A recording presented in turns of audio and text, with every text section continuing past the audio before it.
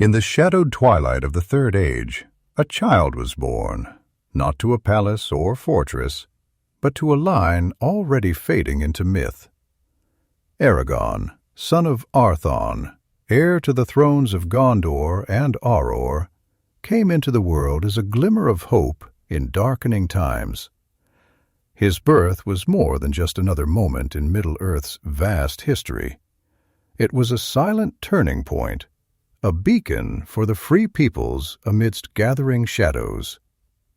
Aragorn's lineage traced back to the ancient kings of Numor, a realm long lost beneath the waves.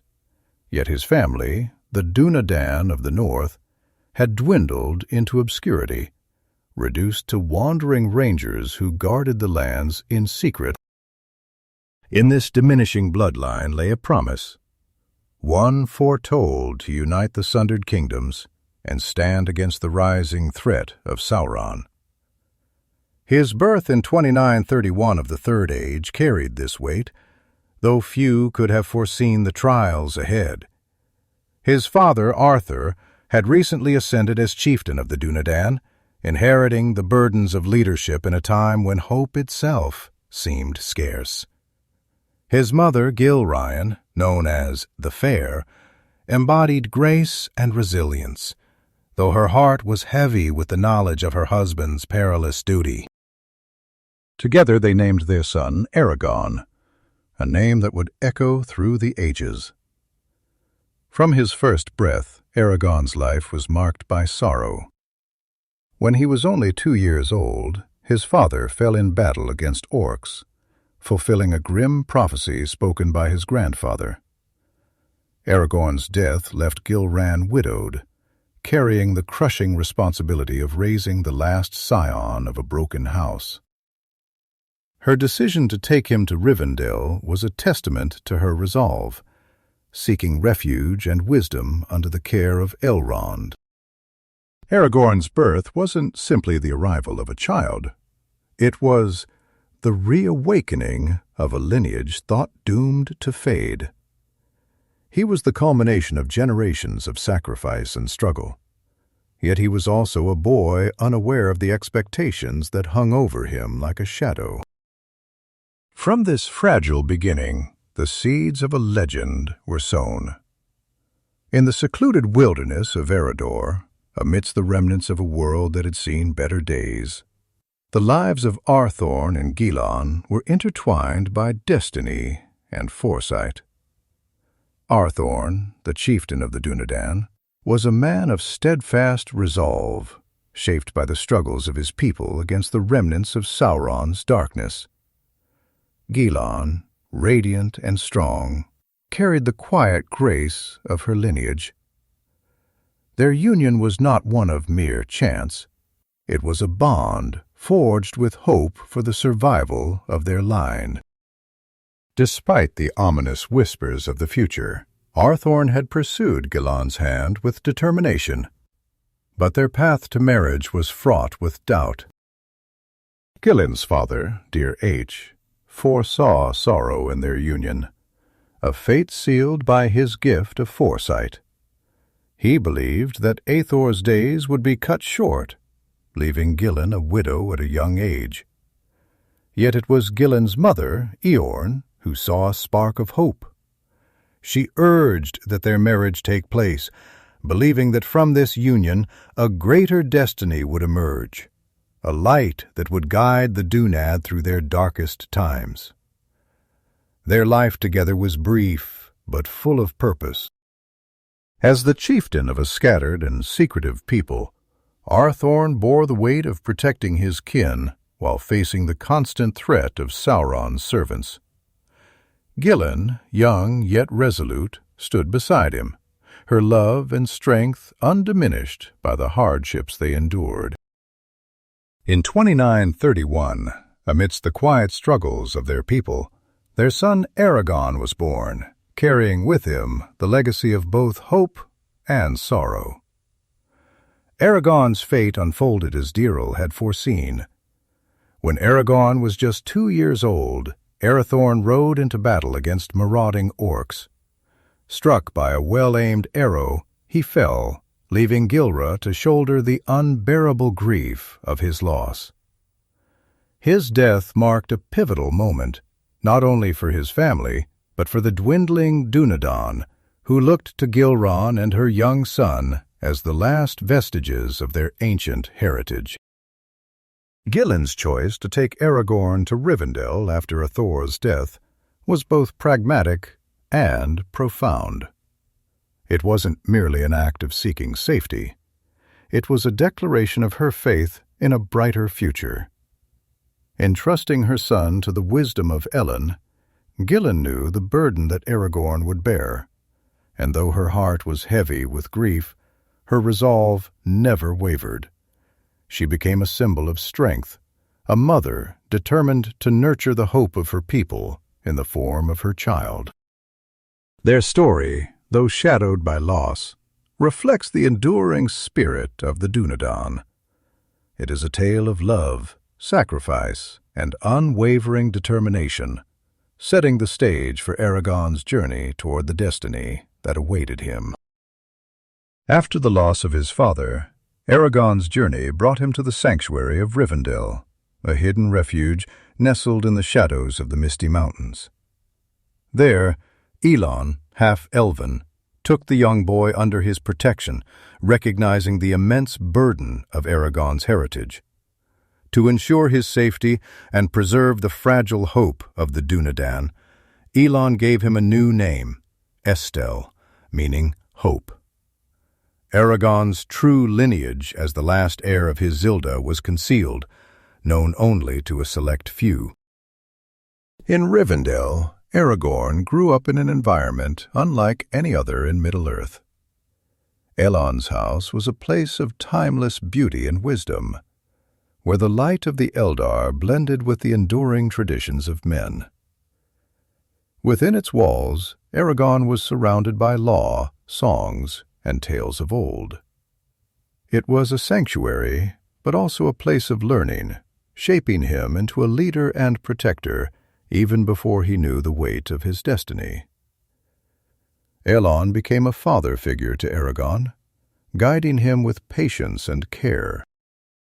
Under his watchful eye, Aragorn learned skills that would define his path: history, healing, diplomacy, and the art of warfare.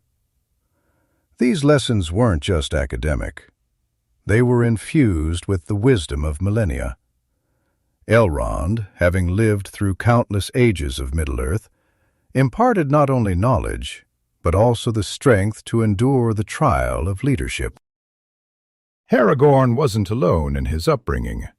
He forged bonds with Elon's twin sons, Elidan and Elrir, who became his brothers in arms. Together, they roamed the wilds beyond Rivendell, tracking orcs and facing dangers that tempered Aragorn's spirit. The twins shared their skills as warriors, and instilled in Aragorn a fierce determination to protect the free peoples, even when it meant standing in the shadow of overwhelming darkness. The name Estel suited Aragorn during these years, as he became a beacon of hope for those who knew him. Though unaware of his true lineage, he carried himself with the quiet dignity of a king. Yet the seeds of his destiny were planted early. Rivendell wasn't merely a shelter, it was a crucible where Aragorn's character was forged in preparation for the monumental role he was destined to play. The peaceful halls of Rivendell gave Aragorn the strength to face a world that would one day demand everything from him. This chapter of his life, though hidden from the eyes of the world, was where his foundation as a leader and a symbol of hope was built. As Aragorn grew older, within the sanctuary of Rivendell, his life transitioned from the innocence of childhood to the rigorous training required for his destiny. Under Elon's tutelage, he absorbed the wisdom of the Eldar, learning ancient histories, healing arts, and the weighty responsibilities of leadership. Elon's lessons weren't merely practical. they were steeped in the deeper philosophies of Middle-earth, shaping Aragorn into a man of strength, compassion, and unwavering resolve. One of the most defining aspects of Aragorn's training was his bond with Elon's twin sons, Illidan and Elohir. The brothers, seasoned warriors with a relentless drive to combat the darkness of orcs and other foul creatures, became both mentors and companions to Aragorn. Together, they ventured beyond Rivendell's protective boundaries into the untamed wilds, where Aragorn learned the art of tracking, survival, and combat. These excursions weren't just physical tests, they were spiritual trials. Aragorn witnessed the lingering scars of Middle-earth's history, from ruined kingdoms to forgotten battlegrounds. With every hunt and skirmish, he gained a deeper understanding of the struggles that had shaped his people and the sacrifices required to safeguard them. El-Adan and El-Roar, driven by their own grief over their mother's torment at the hands of orcs, shared with Aragorn the importance of channeling pain into purpose. Aragorn's connection with the twins also brought him a sense of brotherhood and camaraderie. Though he was unaware of his true lineage, they treated him as an equal, fostering his confidence and honing his natural leadership. Whether it was navigating treacherous terrain or facing overwhelming odds, Aragorn began to develop the qualities that would later define him as a leader of men and a king. Through these years of training and fellowship, Aragorn's potential began to shine. Though still known as Estel, he carried himself with a quiet authority, earning the respect of those around him. Elon watched with pride as the boy he had taken in grew into a figure who could inspire hope even in the face of despair. This period of Aragorn's life wasn't just about learning how to fight. It was about understanding what he was fighting for. Every lesson from Elon, every hunt with the twins, and every hardship endured in the wilds laid the groundwork for the trials he would later face as the leader of the free peoples of Middle-earth. It was during one of Aragorn's solid walks in the woods near Rivendell that his life took a turn he could never have anticipated. As the air filled with his voice singing verses from the Lay of Lúthien, a tale of love and destiny, he came upon a vision so striking it took his breath away. Among the white trunks of birch trees stood Arwen Undomiel, Elon's daughter, radiant as a dream in silver and blue. In that moment, the past seemed to merge with the present, as if Lúthien herself had stepped from the pages of legend into Aragorn's world. Aragorn's heart was captivated, and he called out, "Well, well," echoing the cry of Beren, Lúthien's mortal lover, from the ancient tales. Though Arwen had long dwelled in Loran with her grandmother Galadriel, she had recently returned to Rivendell, and her unexpected presence marked the beginning of a bond that would shape both their lives. As the days passed, Aragorn found his thoughts consumed by Arwen. He spoke of her to his mother Gillan, whose wisdom was tempered by sorrow. Gillan reminded him of the gulf between elves and men, a divide not only of lifespans but of history and fate. Their union, she warned, would not be simple, for it would echo the sacrifices of Luan and Beren, and bring trials neither could yet foresee. Elrond, too, took note of Aragorn's growing affection for Arwen. Summoning Aragorn, he spoke of the great doom that awaited him. "Many years of trial lie before you," Elon said, his voice heavy with both prophecy and concern. He warned Aragorn not to bind Arwen to him, for her lineage and immortality placed her beyond his reach, unless he could rise to meet the destiny of his forefathers and reclaim the throne of Gondor and Arnor. For Arwen, the decision was no less weighty. As even star of her people, her life was tied to the legacy of the elves. Choosing Aragorn meant forsaking her immortality and embracing the mortal path, a choice that had not been made since Luthien chose Beren. Yet in the quiet glades of Lothan, her heart found its answer. Beneath the golden boughs of Cairn Amroth, Arwen pledged herself to Aragorn, and their love became a testament to the enduring power of hope and sacrifice. Their love story wasn't one of fleeting romance, but of enduring commitment, forged in the crucible of destiny. It wasn't without its trials, as both were called to face long separations and the weight of their respective roles.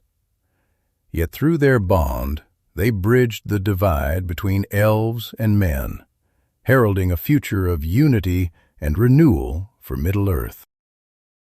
As Aragorn reached adulthood, the sheltered life he had known in Rivendell gave way to the untamed wilds of Middle-earth.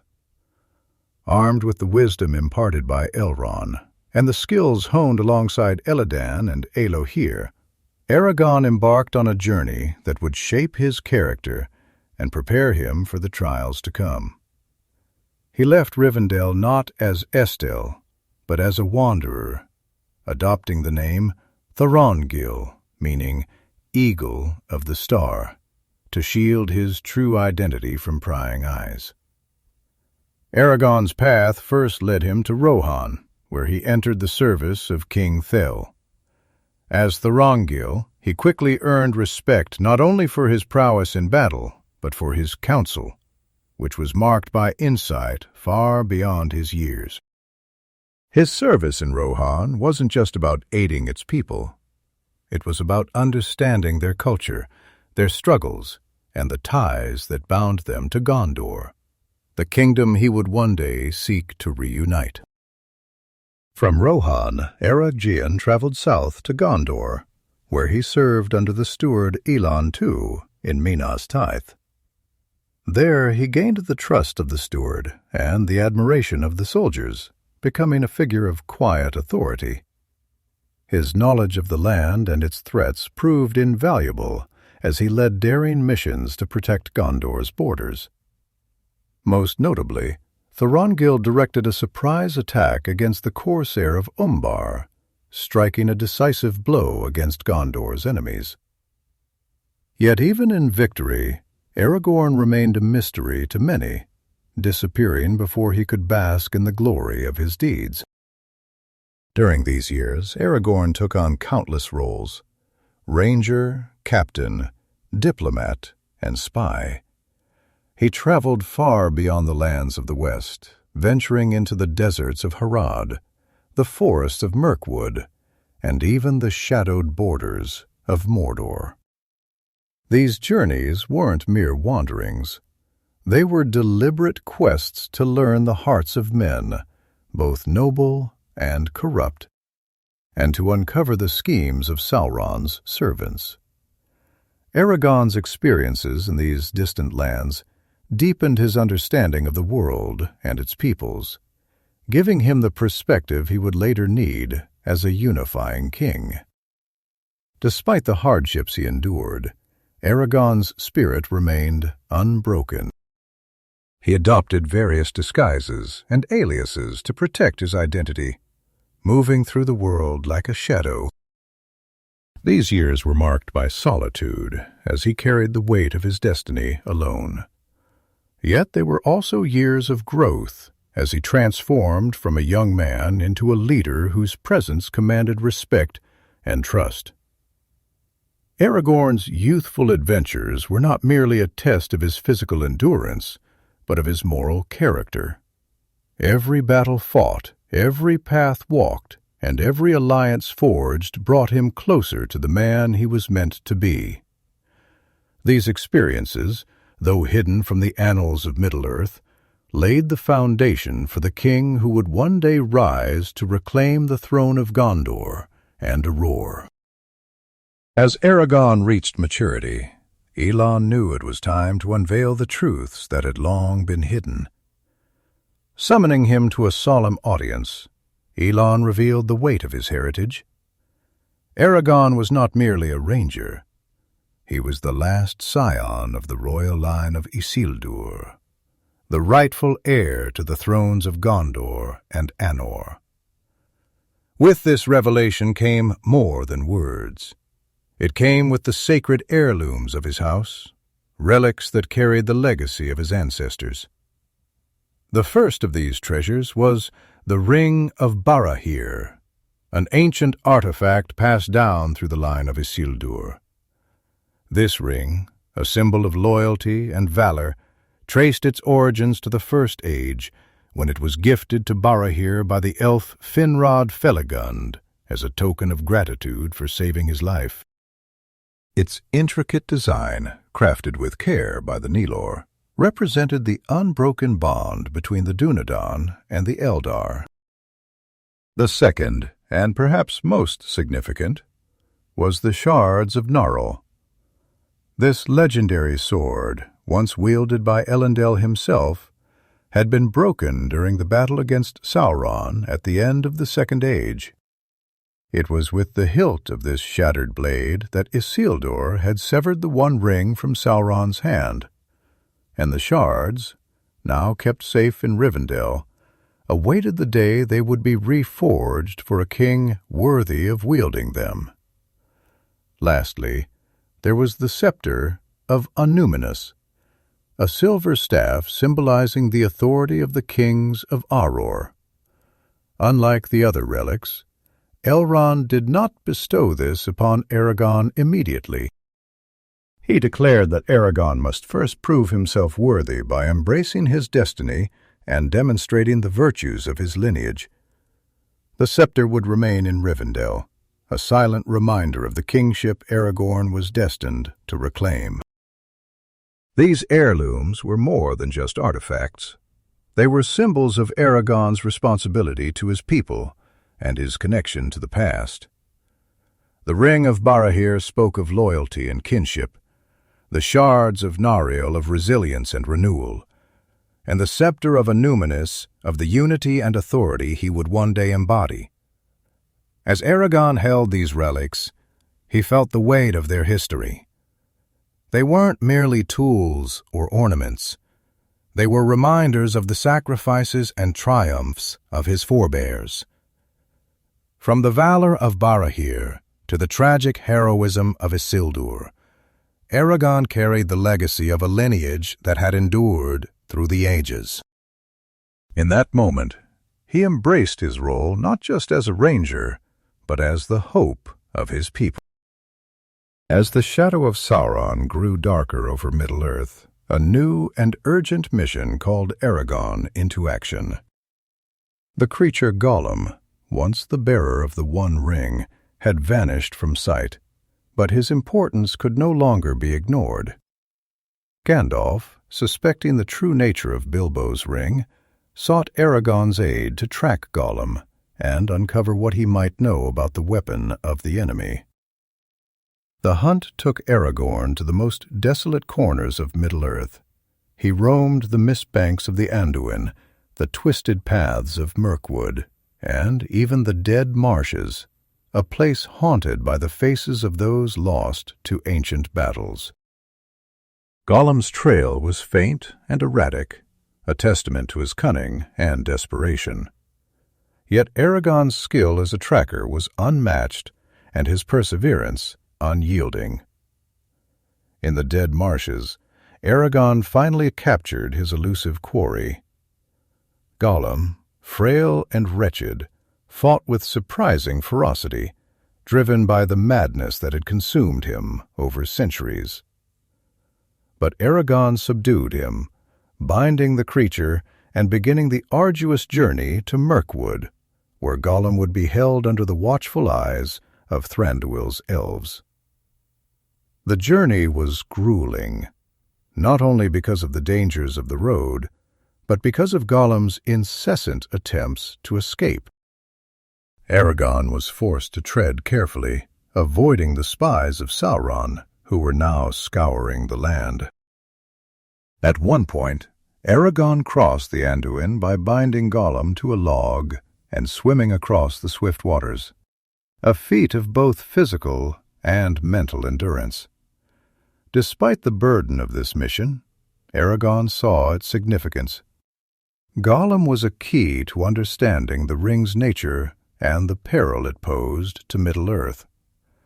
Though Gollum's ramblings were fragmented and cryptic, they hinted at truths buried deep in his twisted mind. Aragorn treated the creature with grim resolve, knowing that compassion might lead to disaster, yet cruelty would only strengthen Gollum's hatred. After 50 long days of travel, Aragorn delivered Gollum to Mirkwood, completing one of the most challenging tasks of his life. The information gleaned from Gollum would later confirm Gandalf's fears and set into motion the events that would define the War of the Ring. For Aragorn, this hunt was more than a mission. It was a testament to his endurance and his commitment to the greater good. For many years, Aragorn wandered the wilds of Middle-earth, living as a ranger under the guise of a nameless guardian. His people, the Dunedain, were scattered remnants of the ancient kingdom of Arnor, bound by duty to protect the free peoples from the shadows that crept ever closer. Among them, Aragorn stood out not just as a warrior, but as a leader who carried the hopes of a fading lineage. Though he bore many titles over the years, it was as a ranger that Aragorn forged his enduring reputation. The Rangers of the North were a secretive and solitary order. Their deeds were rarely recognized or remembered by those they protected. They watched over lands like the Shire, Bree, and the wild territories of Eredor, ensuring that Sauron's servants could not encroach unnoticed. Aragorn's vigilance was a shield for those who lived in blissful ignorance of the dangers surrounding them. One of Aragorn's most significant duties was guarding the borders of the Shire. Though its inhabitants, the hobbits, lived simple lives, the Shire itself held an importance Aragorn could not ignore. He doubled the number of rangers patrolling its edges, recognizing that this quiet land might one day play a role in the fate of Middle-earth. His foresight proved vital as the Shire became the starting point of the great quest to destroy the One Ring. Aragorn's life as a ranger was one of isolation and hardship. He traveled under the stars, often alone, with little more than his sword and his wits to protect him. Yet he bore these challenges without complaint, driven by a sense of responsibility that transcended his personal desires. His face, weathered by years of toil, reflected both the sorrow of his burdens and the resolve that kept him moving forward. Despite the loneliness of his path, Aragorn found purpose in his work. He was more than a warrior. He was a protector, a healer, and a guide. Whether defending travelers from orc attacks or aiding the wounded in remote villages, Aragorn's presence was a quiet reminder that the Dunedain had not forgotten their duty to Middle-earth. Aragorn's years as a ranger were foundational to his destiny. They were years of humility and service, where he learned not only the strength of men, but also their frailties. This understanding would later make him the king not just of Gondor, but of all peoples who sought peace and freedom in Middle-earth. As the years turned into decades, Aragorn's path as a ranger evolved into something far greater. His experiences had tempered him into a figure of unshakable resolve and quiet authority. He was no longer just a guardian of the wilds. He had become a leader, carrying the weight of countless lives on his shoulders. His actions were guided not by ambition, but by an unwavering sense of responsibility to the free peoples of Middle-earth. Aragorn's leadership was forged in the crucible of hardship. He commanded not from a throne, but from the front lines where every decision carried immediate and grave consequences. Among the rangers of the North, he was known for his ability to inspire loyalty, even in the face of overwhelming odds. He treated every battle, every mission, and every small victory as steps toward a larger goal, the preservation of hope in a world teetering on the edge of despair. The sacrifices Aragorn made were both physical and emotional. For years, he walked a path of isolation, often forsaking personal happiness for the sake of his duty. The love he bore for Arwen was a constant source of strength, but it was also a reminder of the immense cost of his choices. Elon's words weighed heavily on him. Until he could reclaim the thrones of Gondor and Arnor, he could not bind her to a mortal life. This burden of proving himself worthy was one he carried with quiet dignity, even when the odds seemed insurmountable. Aragorn's leadership was not confined to the shadows of the wild. When he returned to Gondor, he served under the steward Ethelon the Seyu, earning the respect of its people through his wisdom and bravery. Yet he never revealed his true identity, choosing instead to let his actions speak for him. His guidance during Gondor's conflicts with the corsair of Umbar and his victories in battle earned him renown, though he always vanished before receiving the accolades he deserved. One of Aragorn's greatest sacrifices was the life of anonymity he chose to protect his people. As Thorongil, he walked among the realms of men as a stranger, earning their trust while keeping his lineage a secret.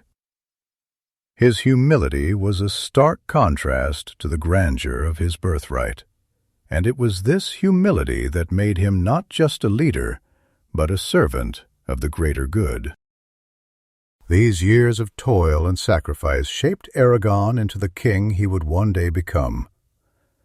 His strength was not born from privilege, but from the trials he endured. Every wound he bore, every ally he lost, and every shadow he faced prepared him for the moment when he would rise as a beacon of hope, uniting the free peoples against the encroaching darkness. Aragorn and Arn's love was no ordinary tale. It was a bond that defied the passage of time, the gulf between mortality and immortality, and the burdens of destiny. Their union wasn't forged in fleeting passion, but in steadfast commitment, marked by years of separation and trials that tested their resolve. In their love, Middle-earth witnessed the rekindling of an ancient hope, one that echoed the legendary union of Beren and Luthien. Their bond deepened during Aragorn's brief respite in Lothan. At the age of 49, weary from his years of wandering and battling Sauron's growing shadow, Aragorn sought solace among the golden glades of Caris Galadon. Unbeknownst to him, Arwen had also returned to Luan, and their reunion beneath the golden blossoms of the Malone trees reignited the love that had first blossomed in Rivendell. It was on Midsummer's Eve, atop the hill of Caer Namroth, that their fate was sealed. Barefoot in the soft grasses, Aragorn and Arwen gazed eastward toward the growing shadow, and westward toward the twilight where the undying lands lay. In this sacred moment, they pledged themselves to one another, their love transcending the boundaries of their peoples. Arwen, even star of her people, chose a mortal life, forsaking the immortality of the Eldar for the love of a man destined to restore the kingdoms of men. Elon, Arwen's father, understood the gravity of her choice. It was not merely the love of a daughter he would lose, but her eternal bond to the elves. Her decision mirrored the choice made by Lúthien long ago, and it carried the weight of finality. Elon declared that Aragorn could only wed Arwen if he achieved the impossible, reclaimed the thrones of Gondor and Arnor, and unite the free peoples of Middle-earth. It was both a challenge and a prophecy, one that would drive Aragorn through the darkest of times. Their love became a symbol of unity in a fractured world.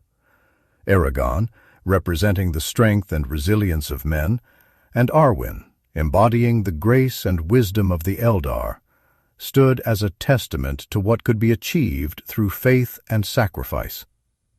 Their bond was not just a personal vow, it was a bridge between two worlds, a promise that the fading light of the elves would endure through the legacy of men. As Aragorn continued his journey toward kingship, their love sustained him. It was a source of hope and a reminder of what he fought for, a future where their people could coexist in peace.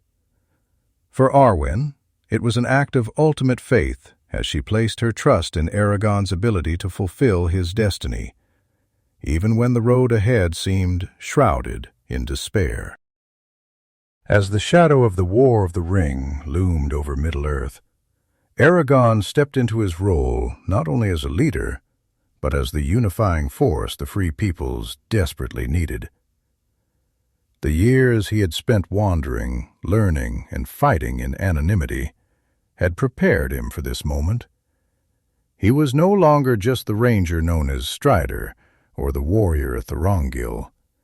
He was Aragorn, heir of Isildur, destined to reclaim the throne and lead the West against the growing power of Sauron. Aragorn's journey brought him to Bree, where he first met Frodo Baggins and the other hobbits who carried the fate of the world in their hands. Recognizing the gravity of their mission, Aragorn immediately took up the mantle of protector. Leading them through the wilderness, he guided the hobbits with both vigilance and compassion, his presence a bulwark against the Nazgul that hunted them relentlessly. Upon reaching Rivendell, Aragorn played a pivotal role in the formation of the Fellowship of the Ring. Though the council deliberated over who should bear the ring and how to destroy it, Aragorn's purpose was clear. He vowed to stand by Frodo, not as a king seeking glory, but as a man dedicated to the survival of Middle-earth. His leadership within the Fellowship wasn't based on authority, but on earned respect, as he navigated treacherous paths and made difficult decisions to protect his companions. The journey of the Fellowship tested Aragorn's resolve at every turn. When the group splintered after the fall of Gandalf in Moria and the attack at Amon Hen, Aragorn's leadership became even more crucial. Instead of succumbing to despair, he focused on what could still be saved. Leading Legolas and Gimli, Aragorn pursued the captured Merry and Pippin, showing an unwavering commitment to his friends and the broader mission. Aragorn's leadership extended beyond his immediate companions. At Helm's Deep, he rallied the defenders of Rohan against Saruman's forces, inspiring courage in the face of overwhelming odds.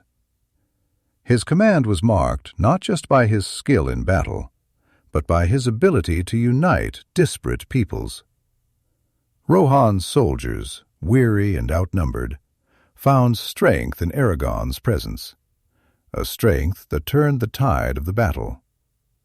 As the war escalated, Aragorn embraced his destiny more fully. He journeyed to the paths of the dead, calling upon the Oathbreakers to fulfill their ancient pledge.